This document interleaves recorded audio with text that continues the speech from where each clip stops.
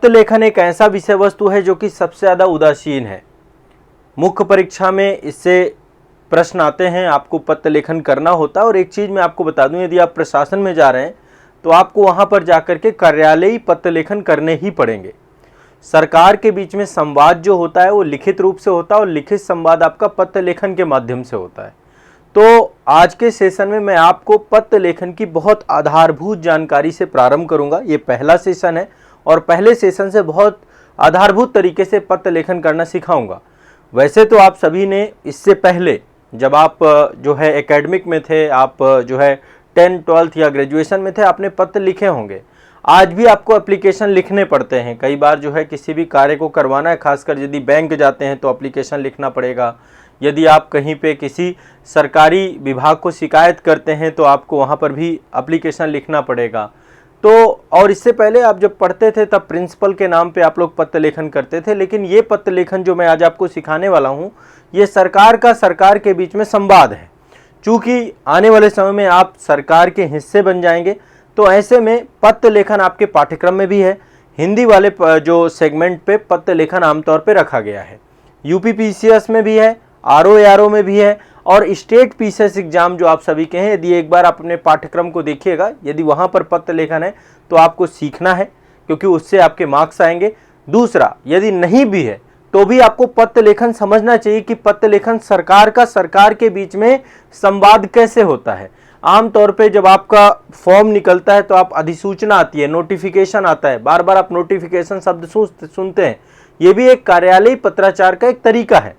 ऐसे ही सरकारी पत्र होते हैं, अर्ध सरकारी पत्र होते हैं, कार्यालयी आदेश होते हैं। एक अधिकारी दूसरे अधिकारी से कैसे कम्युनिकेट करता है, एक कार्यालय दूसरे कार्यालय से कैसे कम्युनिकेट करता है। सर्कुलर भी जारी किया जाता है जिसको हम परिपत्र बोलते हैं। कई बार जो है सरकार के द्वारा कई सारे विभागों और डिपार्टमेंट से संपर्क साधा जाता है तो सर्कुलर जारी किया जाता है। ऐसे ही आपका तार भी, आपका पहले तार का एक बड़ा लंबा युग रहा, तार के माध्यम से जानकारी तुरंत जो है पहुंचाई जाती थी। तो ऐसे कई सारे कार्यालयी पत्राचार के तरीके हैं। मैं आज आपको कार्यालयी पत्राचार के तरीके बताऊंगा। तो पत्र लेखन आप लोगों को सभी को आना चाहिए, कभी ना कभी आपके काम जरूर आएगा। देखिएगा, सरकारी पत्र लेखन जो बच्चे प्रशासन में जा रहे हैं उन सभी को पत्रों को लिखना आना चाहिए। नहीं आता है तो सीख लीजिए, ठीक है। सिलेबस में है तो सिलेबस के अकॉर्डिंग सीख लीजिए। मैं आपको सिलेबस के अकॉर्डिंग ही आपको पढ़ाऊंगा, ठीक है। चलिए देखिए सामान्य भाषा में यदि मैं पत्र लेखन की बात करूं कि पत्र लेखन आमतौर पे होता क्या है। कोई भी माध्यम हो, ये भी एक माध्यम है विचारों के आदान प्रदान का। इसमें लिखित माध्यम से विचारों का आदान प्रदान किया जाता है, एक प्रारूप में किया जाता है, उसका एक प्रॉपर एक ड्राफ्ट है, उस ड्राफ्ट में ही किया जाता है। पत्र कई प्रकार के होते हैं, एक औपचारिक पत्र होते हैं, एक अनौपचारिक पत्र होते हैं। औपचारिक पत्र ऐसे पत्र होते हैं जिनको निजी संबंधों से जुड़ाव होता है, जो अनौपचारिक पत्र होते हैं। अनौपचारिक पत्र मतलब जो अनऑफिशियल जो लेटर्स होते हैं, वो आप अपने मित्रों को लिखते हैं, अपने सगे संबंधियों को लिखते हैं, है ना, निजी बातों को लिखते हैं, है ना। तो ये आपके अनौपचारिक पत्र होते हैं। बहुत सारे अनौपचारिक पत्र, आमतौर पे पहले इनलैंड लेटर चलता था, अंतर्देशीय पत्र, यदि आपको याद हो, एक कार्ड चलता था, तो उसके माध्यम से पहले जो है बहुत सारे लेटर्स लिखे जाते थे। मुझे याद है 2004 के समय में घर से बाहर पढ़ता था, सन 2004 में बाहर पढ़ता था, मतलब क्लास 6 से मैं बाहर पढ़ता था। तो पिताजी का कम्युनिकेशन घर पे, पहले फ़ोन था नहीं हमारे, तो पिताजी कभी भी पत्र लेखन लिखा करते थे, अंतर्देशीय पत्र लिखते थे। और जब हमें भी रिप्लाई करना होता था तो अंतर्देशीय पत्र के माध्यम से हम उनको रिप्लाई करते थे। तो वो समय था और उसमें समझिए लेखन क्षमता का विकास तभी से होना शुरू हो जाता है, क्योंकि पत्र लेखन करना भी एक कला है। इतना आसान है, आप निजी सगे संबंधियों को भी पत्र लेखन करते हैं ना, तो उसमें क्या लिखना है, कैसे अपनी बातों को डालना है, कैसे अपनी भावनाओं को व्यक्त करना है। कई बार सुखद समाचार होते थे, कई बार दुखद समाचार भी होते थे, मतलब वो जमाना था। आज भी मेरे पास इकट्ठे हैं इनलैंड लेटर बहुत सारे, जो मैंने अपने पिताजी को लिखा, पिताजी ने मुझे लिखा, तो कभी मैं उन्हें आप पढ़ता हूँ ना तो उसमें भावनाएं दिखती हैं। तो एक पत्र लेखन होता है अनौपचारिक पत्र लेखन, एक पत्र लेखन होता है औपचारिक पत्र लेखन। औपचारिक पत्र यानी ऑफिशियल लेटर्स। ऑफिशियल ये आपके निजी संबंधों को नहीं लिखे जाते हैं, ये कई प्रकार के होते हैं, ऑफिस पर्पज से इनका प्रयोग किया जाता है। तो आज देखो, हमें जो पढ़ना है, हम ऑफिशियल पत्रों के बारे में पढ़ेंगे, ठीक है। जैसे कि प्रार्थना पत्र क्या होते हैं, व्यावसायिक पत्र क्या होते हैं, कार्यालयी पत्र क्या होते हैं। दरअसल आमतौर पे सिलेबस में कार्यालयी पत्र हैं हमारे, ठीक है। एक बार मुझे कमेंट में जरूर बताइए कि आप लोगों ने क्या कभी पत्र लेखन किया है।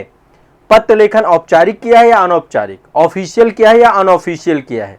ऑफिशियल लाइक जो आपका, अभी मुझे लगता है ऑफिशियल में ज्यादा से ज्यादा अपने प्रिंसिपल के नाम पे खत लिखा होगा, और हो सकता है बैंक से जुड़ी हुई समस्या रही हो तो बैंक मैनेजर के नाम लिख दिया हो सकता है बिजली विभाग से जुड़ी हुई समस्या रही हो तो बिजली विभाग के लिए लिख दिया हो सकता है कभी आपको कोई अपना डॉक्यूमेंट बनाना रहा हो तो संबंधित अधिकारी को लिख दिया हो।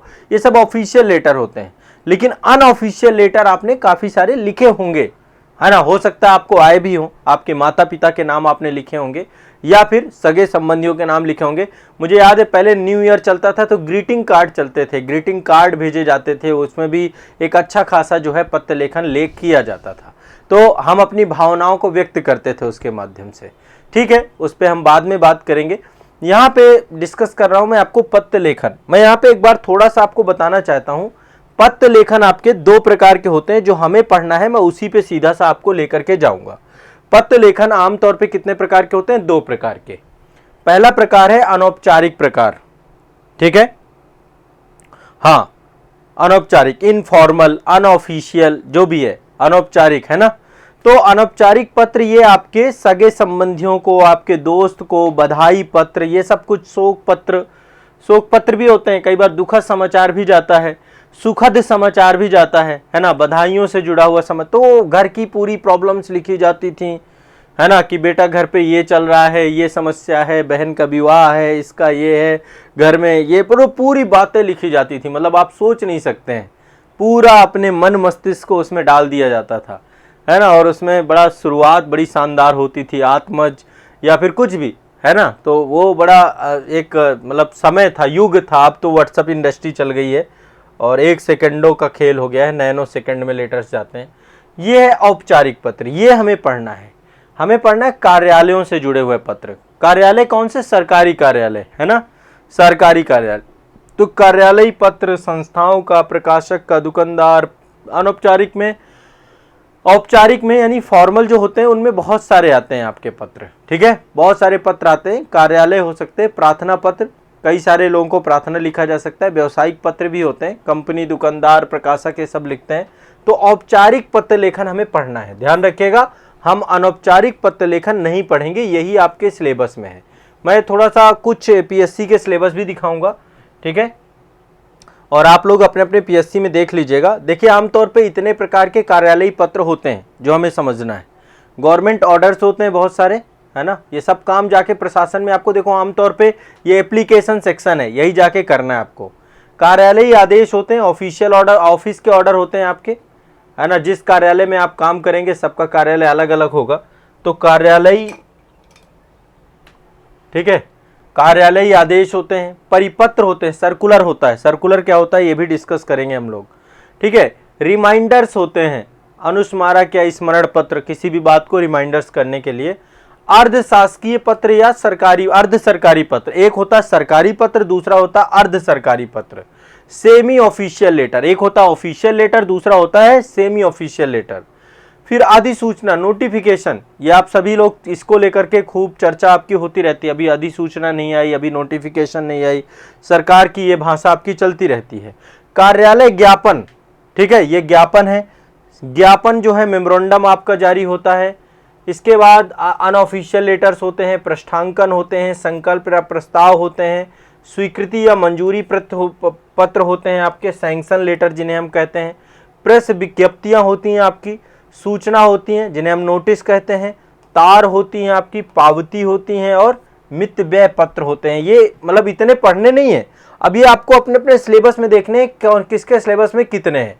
जैसे यूपी पीसीएस का जो पाठ्यक्रम है उसमें कुछ ये दिया गया आपका, देखिए हिंदी वाला 150 नंबर का पेपर होता है, उसमें सरकारी पत्र, अर्ध सरकारी पत्र, तार, कार्यालय आदेश, अधिसूचना और परिपत्र, ये टोटल कितने, इन्हीं में से आएगा, इससे ज्यादा नहीं आएगा। तो टोटल 1 2 3 4 5 6 6 प्रकार के कार्यालय आदेश हमें पढ़ने हैं यूपी पीसीएस में, ठीक है। हाँ, और यहीं पर यदि हम बात करें इसकी, ये आपका पत्राचार है, ये आपका आरओ का सिलेबस है। आरओ में सरकारी पत्र, अर्ध सरकारी पत्र, कार्यालय आदेश, परिपत्र, विज्ञप्ति यानी अधिसूचना और अनुस्मारक। इसमें रिमाइंडर्स भी पढ़ना है, यानी 1 2 3 4 5 6, इसमें भी 6 हैं, लेकिन इसमें अनुस्मारक है।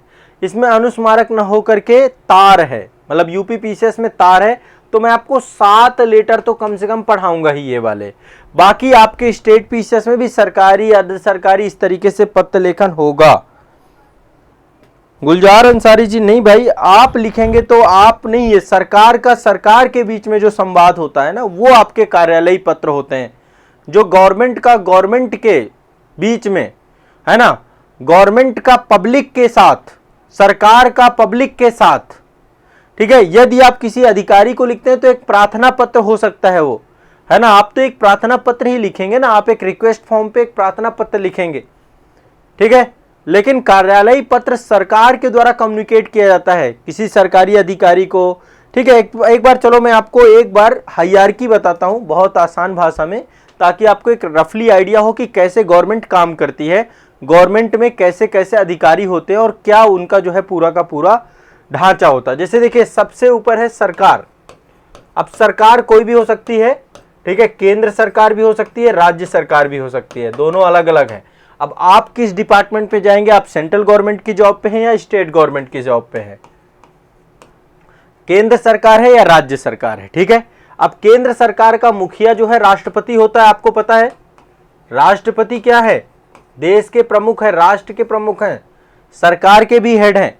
प्रधानमंत्री वास्तविक प्रधान है, लेकिन है तो राष्ट्र, सारे काम राष्ट्रपति के नाम से किए जाते हैं। राज्य में राज्यपाल होता है सबसे प्रमुख, राज्यपाल, ठीक है। सिंपल सा मैं ढांचा आपको बता रहा हूं। अब देखो, दूसरे नंबर पे होता है मंत्रालय। मंत्रालय, दूसरे नंबर पे बहुत सारे मंत्रालय हैं। मंत्रालय भी दोनों भागों में बांट देते हैं, केंद्र का और राज्य का। केंद्र की मंत्रालय की बात करें तो यहां पे प्रधानमंत्री हेड होता है, प्रधानमंत्री हेड होता है, प्लस अन्य मंत्री होते हैं। हर मंत्रालय का प्रमुख मंत्री होता है प्रधानमंत्री।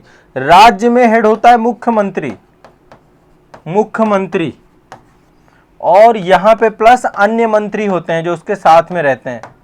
कैबिनेट पूरी की पूरी मंत्री परिषद, मिनिस्ट्री ऑफ काउंसिल होती है, मंत्री परिषद, ठीक है। अब देखो, हर एक मंत्री, जो हर एक मंत्रालय है वो विभागों में बटा हुआ है। आप लोग ये लिख सकते हैं एक बार, विभाग होते हैं, डिपार्टमेंट्स होते हैं, हर एक मंत्रालय के विभाग होते हैं।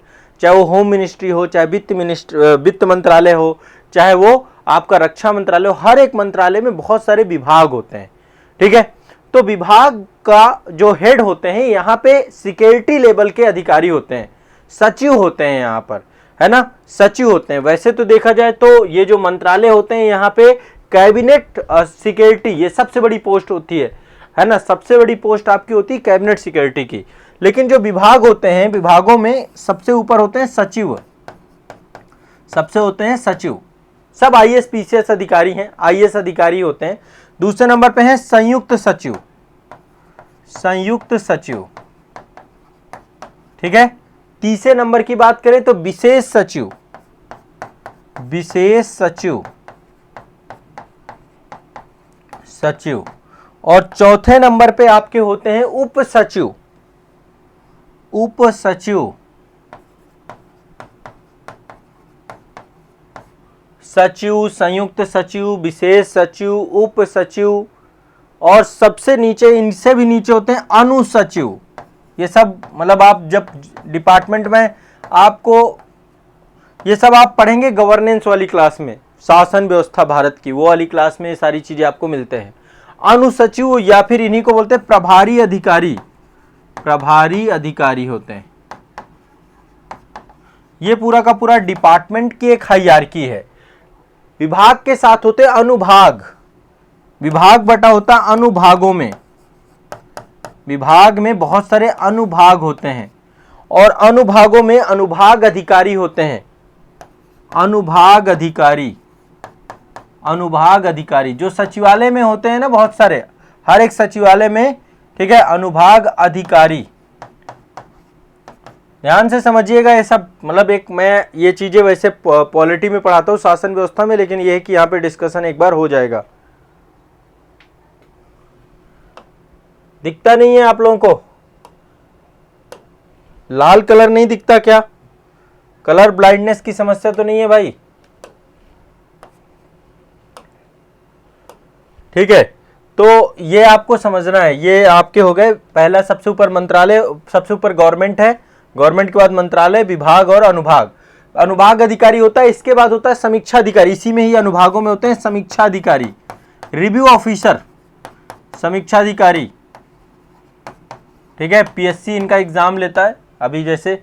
फिर इसके नीचे होते हैं सहायक समीक्षा अधिकारी, सहायक एआरओ जिसे हम कहते हैं, सहायक समीक्षा अधिकारी, अधिकारी। तभी आप देखेंगे सचिवालय में पोस्टिंग होती है आमतौर पे। ठीक है, फिर इसके बाद आपके टंकणकर्ता होते हैं, जो टाइपिस्ट होते हैं, टाइपिंग वाले होते हैं ना, इसमें टाइपिस्ट क्या बोलते हैं, स्टेनो बोलते हैं शायद इनको, टंकणकर्ता हिंदी में बोलते हैं, टंकणकर्ता। टाइपिस्ट होते हैं शायद मेरे ख्याल से, स्टेनोग्राफर वगैरह जो होते हैं। इसके बाद आपके चतुर्थ श्रेणी के कर्मचारी होते हैं, जो स्टाफ होता है आपका, चतुर्थ ग्रुप डी की जो जॉब होती हैं, चतुर्थ श्रेणी के कर्मचारी। कुछ ये हायरार्की बनाई गई है। ठीक है, हमारे कंट्री में कुछ इस तरीके की हायरार्की है एडमिनिस्ट्रेशन में। ठीक है, वो आपके दिमाग में चल रहा होगा सर डीएम कहाँ आता है, एसडीएम कहाँ आता है, चर्चा करेंगे, ये सब यहाँ पे डिस्कशन नहीं करेंगे। वो एक अलग तरीके से, वो भी सभी के सभी, ये जिला प्रशासन है, तहसील प्रशासन है, इतने सारे एडमिनिस्ट्रेशन है, सब में अलग अलग भूमिका है। ब्लॉक प्रशासन में बीडीओ होता है ना, तहसील प्रशासन में एसडीएम होता है, जिला प्रशासन में डीएम होता है, मंडल लेवल के प्रशासन में कमिश्नर होता है। तो अलग अलग जो है, जो पूरा हायरार्की डेवलप की गई है। ठीक है, तो ये आपका पूरा का पूरा एक जो है गवर्नमेंट की क्या है, हायरार्की है अधिकारियों की। ठीक है भाई, समझ में आ रही है बात? ठीक है, अब इस हायरार्की में यदि हमें कम्युनिकेट करना है, तो कम्युनिकेट करने के दो तरीके हो सकते हैं, मौखिक तरीका हो सकता है और लिखित तरीका हो सकता है ना, दो ही तरीके हो सकते हैं। लेकिन प्रशासन में समस्या होती है। देखिए एक चीज ध्यान रखिएगा, इसे हम बोलते हैं पद सोपानिक व्यवस्था। क्या बोलते हैं? पद सोपानिक व्यवस्था। भारत में कैसी व्यवस्था है? पद सोपानिक व्यवस्था, सोपानिक व्यवस्था। पद सोपानिक व्यवस्था मतलब एक हायरार्की, एक क्रम बना हुआ है। ठीक है, अब इन सभी का जितने भी है, सभी विभागों का, अनुभागों का, इनका कार्यों में क्या है? विविधता है, कार्य विविधता है इनमें।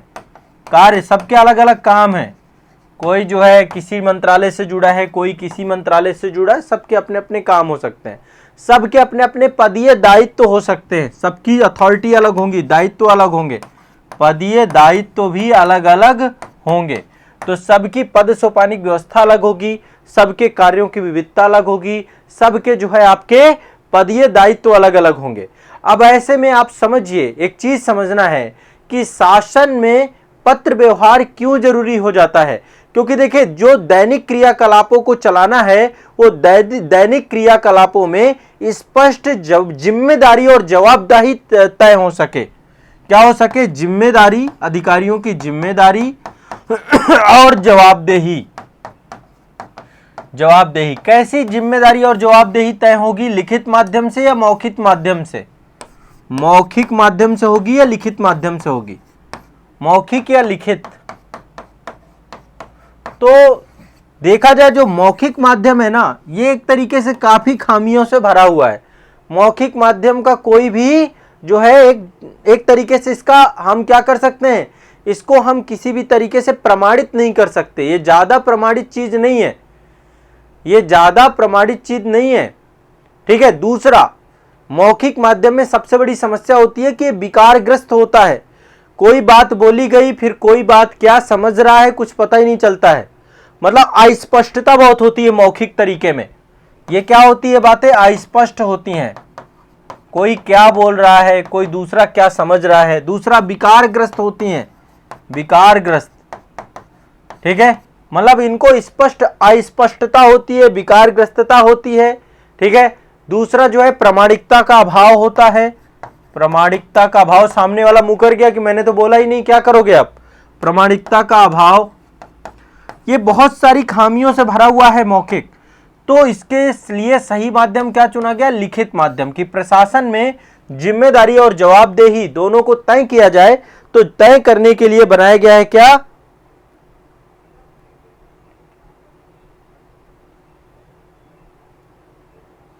अच्छा, भूपेंद्र पाल जी आप स्टेनोग्राफर हैं?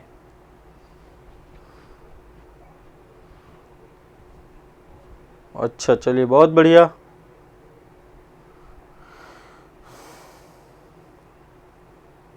हाँ ठीक है, तो आप समझ पा रहे हैं, जिम्मेदारी और जवाबदेही देही जो आपकी होती है उसको तय करने के लिए लिखित माध्यम तय किया गया, और प्रशासन में इसी का माध्यम एक चुना गया, पत्र लेखन। पत्र लेखन, ठीक है, और ये कैसा होता है? औपचारिक होता है, फॉर्मल होता है, औपचारिक पत्र लेखन। पत्र लेखन कैसा है? ये औपचारिक है आपका, ये भी आपको ध्यान में रखना है। ठीक है, यानी कि जो संदेश देने वाला है उसने जो संदेश दिया, क्या वो संदेश पहुंचा? क्या उसका प्रेषण हुआ? ऐसा तो नहीं हुआ बोला कुछ और गया और पहुंचा कुछ और, उसका अर्थ कुछ और लगाया गया। ये दीर्घायु नहीं होते हैं, लंबी अवधि तक मौखिक संदेश नहीं चलते हैं। मौखिक संदेश को ये क्या होते हैं?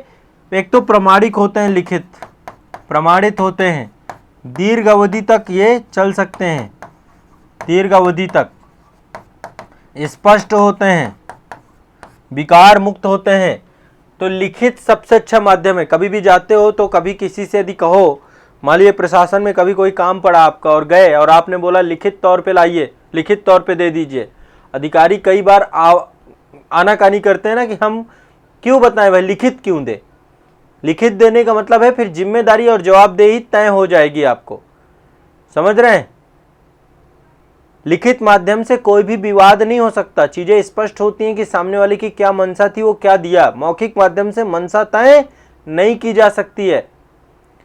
ठीक है, लिखित माध्यम को एक स्थान से एक स्थान से दूसरी स्थान जब भेजा जाता है तो उसका रूप नहीं बदलता है, मौखिक का बदल जाता है। मौखिक में अभी आप किसी को कुछ बोलिए, फिर किसी और को, वो किसी सामने वाले को कुछ और बोलता है, फिर उसके सामने आप देखते हैं ना घरों में कितना विघटन रहता है, आपस में कलह मची रहती है, क्योंकि सारे कार्य मौखिक होते हैं।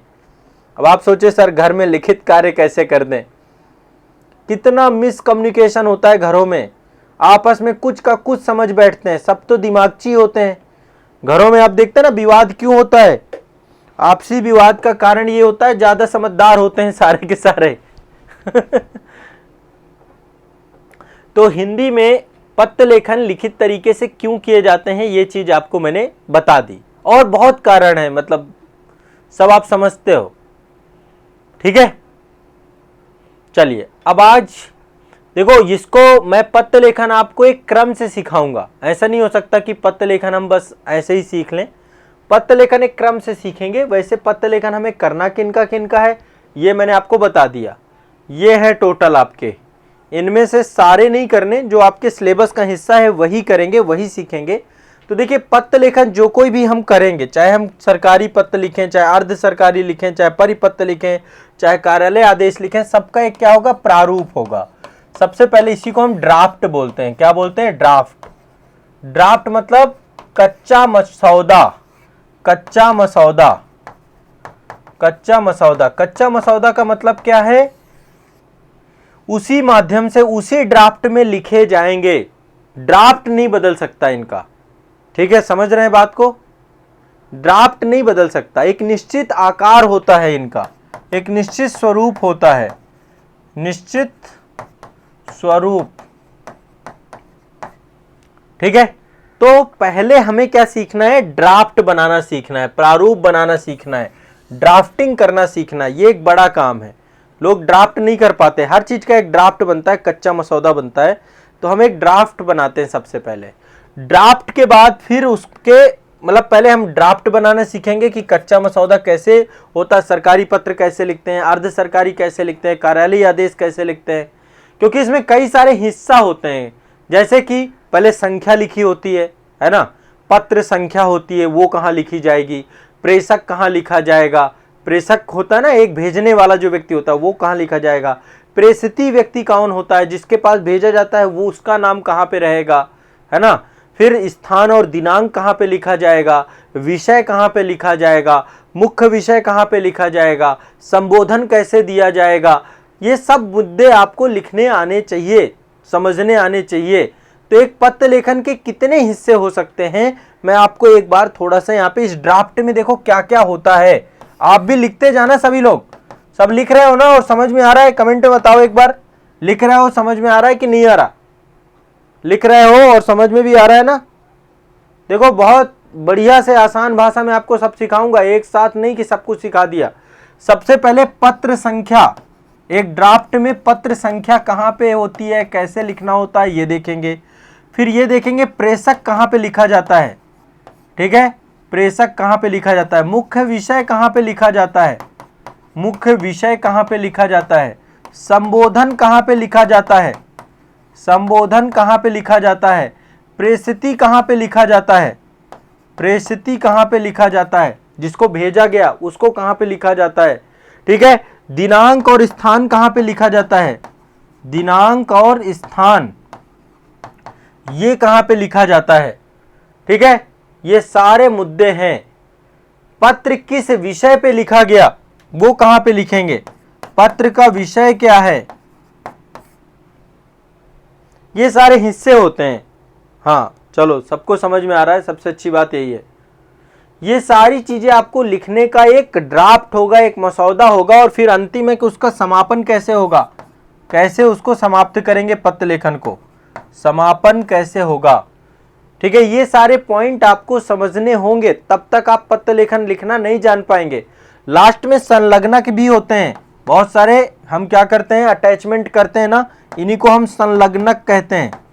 बहुत सारे संलग्नक होते हैं, अटैचमेंट होते हैं, कई सारे डॉक्यूमेंट आपको लगाने होते हैं, ठीक है, प्रतिलिपियां लगानी होती हैं कई सारी, उनको लिखना भी पड़ता है, प्रतिलिपि लगानी होती हैं, फोटो स्टेट लगानी होती हैं, ये सारे पक्ष होते हैं आपके, ये सारे पक्ष आपके होते हैं।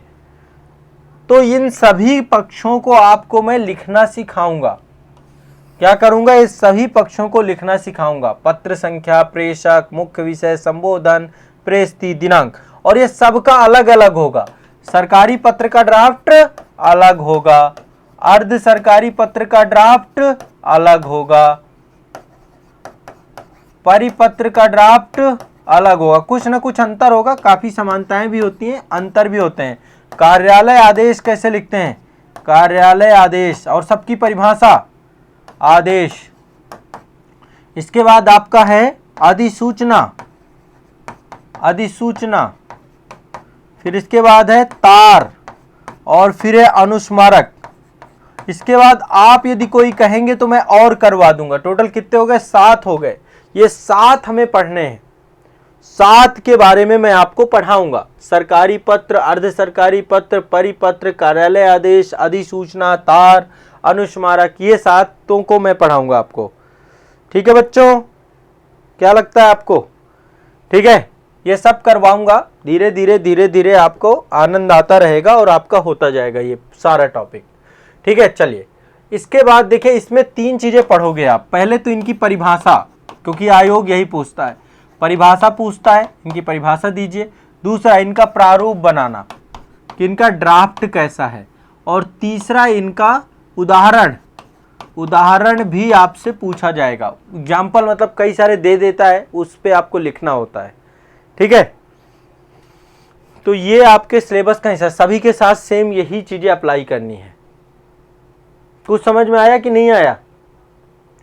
एक चीज जो मुझे सबसे पहले आपको पढ़ानी है वो है इसकी शब्दावली। जब तक देखो बहुत सारे नए नए शब्द आपके प्रशासन में प्रयोग किए जाते हैं, प्रशासन में और पत्र लेखन में कई सारी क्या है, शब्दावलियां हैं, शब्दावली, वैकेबलरी। तो मैं पहले आपको पत्र लेखन की वैकेबलरी पढ़ाऊंगा ताकि आपको आसान लगे चीजें, वैकेबलरी मतलब उसकी जानकारी। आपकी हिंदी अच्छी नहीं है, आपको समझ में नहीं आता है, फिर क्या करेंगे, है ना। तो हिंदी का मतलब कि क्या मतलब होगा, इसको क्या कहेंगे क्या नहीं कहेंगे, ठीक है ना जी। चलो तो हेडिंग डाल लो शब्दावली। आज कुछ शब्दावलियां आपको लिखवा देता हूं, बहुत सारी लिस्ट है, लंबी लिस्ट है, तो एक एक करके लिस्ट आपको मैं करवाऊंगा, ठीक है। सबसे पहले पहला शब्द है, हेडिंग डाल लो शब्दावली, पत्र लेखन से जुड़ी हुई शब्दावली, पत्र लेखन से जुड़ी हुई, पत्र लेखन से जुड़ी शब्दावली।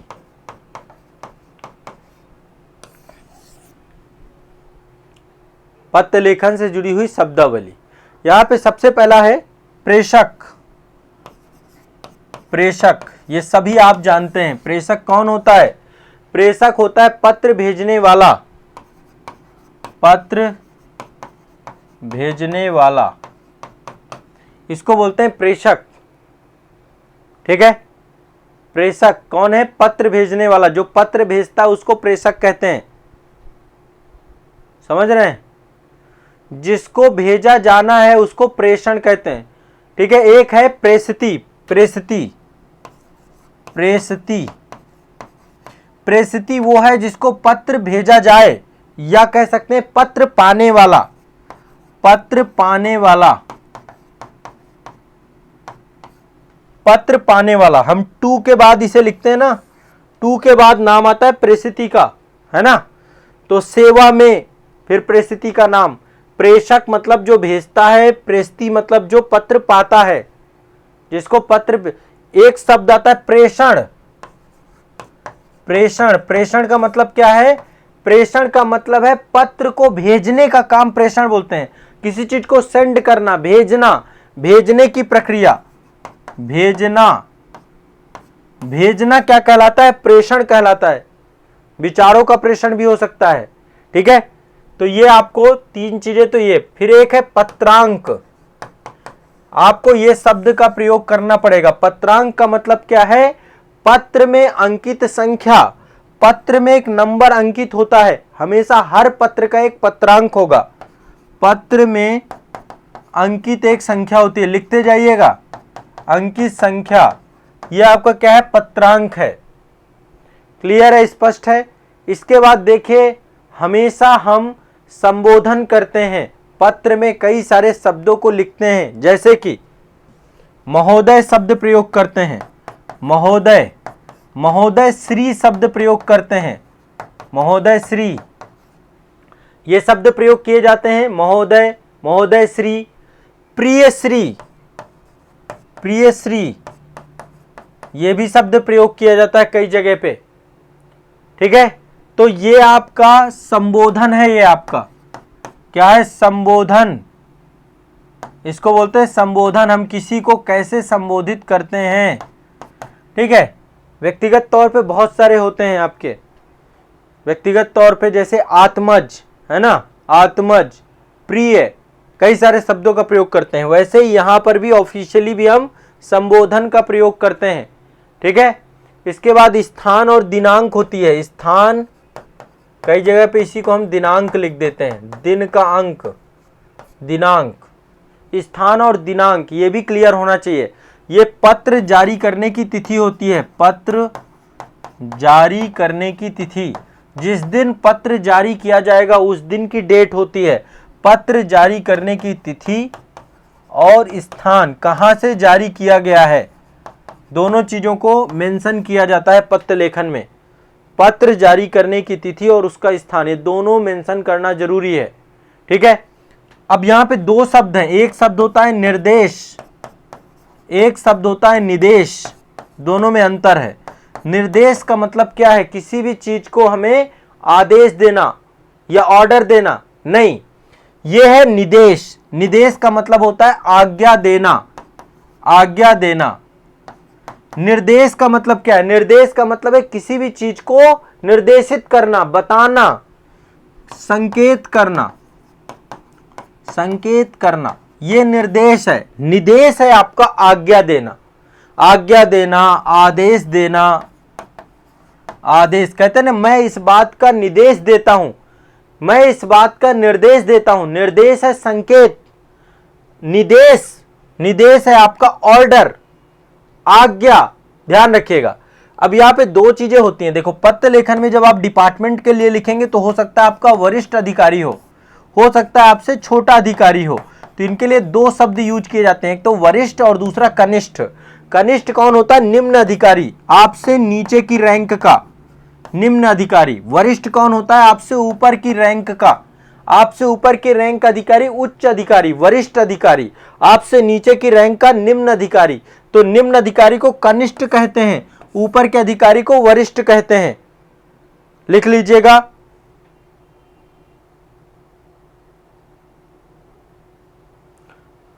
पत्र लेखन पूरा लिखवाया जाएगा, टेंशन मत लीजिए, मैं प्रारूप और ड्राफ्ट सब कुछ आपको लिखवाऊंगा, समय आएगा। पहले एक बार आप पूरी ये शब्दावलियां लिख लीजिए। वरिष्ठ अधिकारी मतलब आपसे ऊपर का अधिकारी, आपसे सीनियर अधिकारी, आपका जूनियर जो है वो कनिष्ठ कहते हैं उसको, इसमें तो कोई दिक्कत नहीं है, ठीक है।